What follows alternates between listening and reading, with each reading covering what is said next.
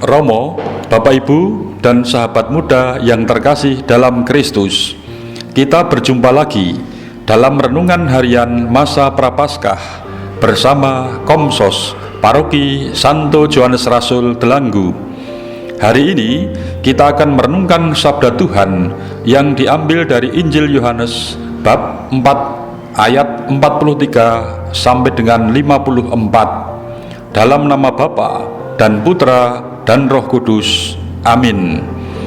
Sekali peristiwa, Yesus berangkat dari Samaria dan pergi ke Galilea, sebab ia sendiri telah bersaksi bahwa seorang nabi tidak dihormati di negerinya sendiri.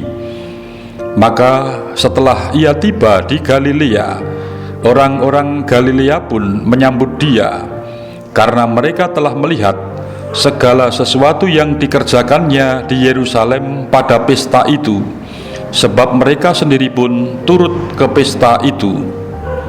Maka Yesus kembali lagi ke Kana di Galilea, di mana ia membuat air menjadi anggur. Dan di Kapernaum ada seorang pegawai istana, anaknya sedang sakit. Ketika ia mendengar bahwa Yesus telah datang dari Yudea ke Galilea, pergilah ia kepadanya, lalu meminta supaya ia datang dan menyembuhkan anaknya, sebab anaknya itu hampir mati. Maka kata Yesus kepadanya, "Jika kamu tidak melihat tanda dan mujizat, kamu tidak percaya."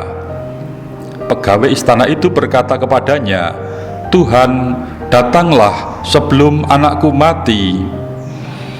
Kata Yesus kepadanya, "Pergilah, anakmu hidup." Orang itu percaya akan perkataan yang dikatakan Yesus kepadanya, lalu pergi.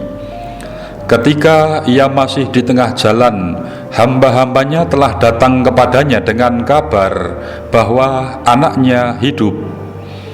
Ia bertanya kepada mereka, "Pukul berapa anak itu mulai sembuh?" Jawab mereka, "Kemarin siang pukul 1 demamnya hilang." Maka teringatlah ayah itu bahwa pada saat itulah Yesus berkata kepadanya, "Anakmu hidup." Lalu ia pun percaya, ia dan seluruh keluarganya.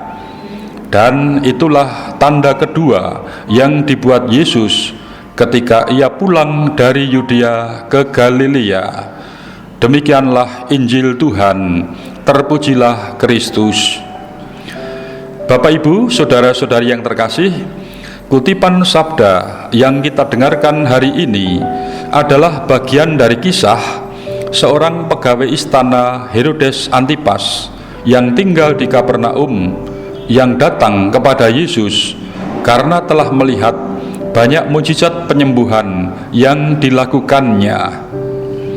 Kedatangannya kepada Yesus tidak lain adalah untuk memohon rahmat kesembuhan bagi anaknya yang sedang sakit dan hampir mati.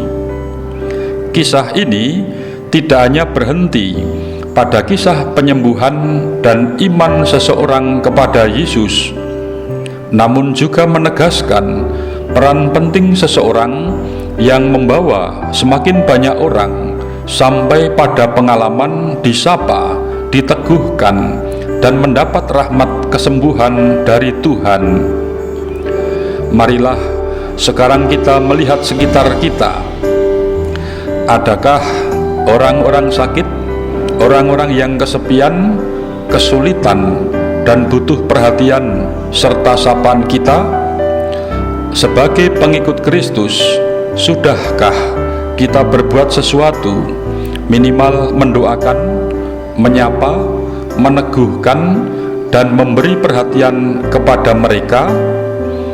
Syukur-syukur bila sapaan dan perhatian kita, apapun bentuknya, sesederhana apapun yang bisa kita lakukan, mampu merengkuh hati mereka dan membawa mereka sampai pada sapaan dan karya keselamatan Tuhan.